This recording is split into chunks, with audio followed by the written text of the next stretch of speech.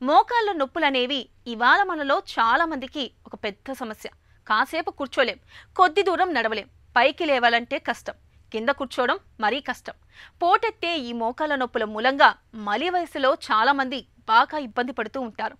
మోకీళ్లలో గుజ్జు తగ్గిపోవడం, వయసుతో పాటు కీళ్లు అరిగిపోవడం వల్లే మోకాళ్ళ నొప్పులకు కారణమని చెబుతున్నారు డాక్టర్లు. అయితే ఇలాంటప్పుడు నిత్య జీవితంలో కొన్ని ప్రత్యేక జాగ్రత్తలు తీసుకుంటే పోటెత్తే మోకాళ్ళ నొప్పుల నుంచి మంచి ఉపశమనాన్ని పొందవచ్చు.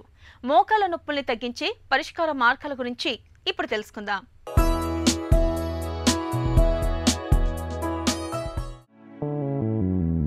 ఆహారమే ఔషధం. ఆహార నియమాలు పాటిస్తే చాలా వరకు సమస్యలను అదుపులో ఉంచుకోవచ్చు.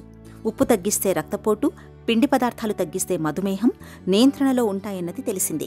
అలాగే కొన్ని జాగ్రత్తలతో నొప్పులను, ముఖ్యంగా కీళ్ల నొప్పులను తగ్గించుకోవచ్చని నిపుణులు చెబుతున్నారు. ఒమేగా-3 కొవ్వు ఆమ్లాల వంటి పాలీ అసంతృప్త కొవ్వు ఆమ్లాలు గుండె ఆరోగ్యానికే కాదు, వాపు నివారణకు తోడ్పడతాయి. కీళ్లవాతం బాధితుల్లో నొప్పి తగ్గడానికి ఇవి ఎంతగానో ఉపయోగపడుతున్నట్టు అధ్యయనాలు సూచిస్తున్నాయి. సాల్మన్ రకం చేపలు, అవిసె గింజలు, ఆలివ్ నూనె వంటి వాటిల్లో ఇలాంటి కొవ్వు ఆమ్లాలు దండిగా ఉంటాయి. ఒమేగా-3 కొవ్వు ఆమ్లాల మాదిరిగానే క్యాబేజీ, చిన్న క్యాబేజీ, గోబో పువ్వు వంటి కూరగాయలు వాపును తగ్గిస్తాయి. వీటిల్లో వాపును నివారించే గుణాలతో పాటు విటమిన్ సి సైతం ఎక్కువే.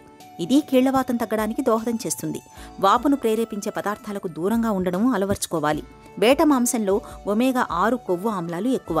ఇవి వాపును ప్రేరేపిస్తాయి. వీలైనంత వరకు మాంసం తగ్గించడం మంచిది.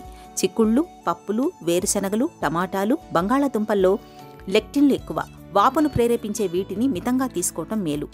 శీతల పానీయాలు, పండ్ల రసాలు, మిఠాయిల వంటివి వాపు ఎక్కువయ్యేలా చేస్తాయి. వీటికి దూరంగా ఉండడం ఉత్తమం. ఆహార నియమాలకు వ్యాయామం తోడైతే మరింత మేలు చేస్తుంది. కీళ్లు అరిగిపోయిన వారు, ఊబకాయం కలవారు వీటిని పాటిస్తే కీళ్లపై ఒత్తిడి తగ్గుతున్నట్టు అధ్యయనాలు చెప్తున్నాయి. అందువల్ల కీళ్ల మీద అంతగా భారం పడని ఈత వంటి వ్యాయామాలతో పాటు ఆహార నియమాలు పాటిస్తుంటే నొప్పుల ఇబ్బందులు లేకుండా హాయిగా గడపొచ్చు.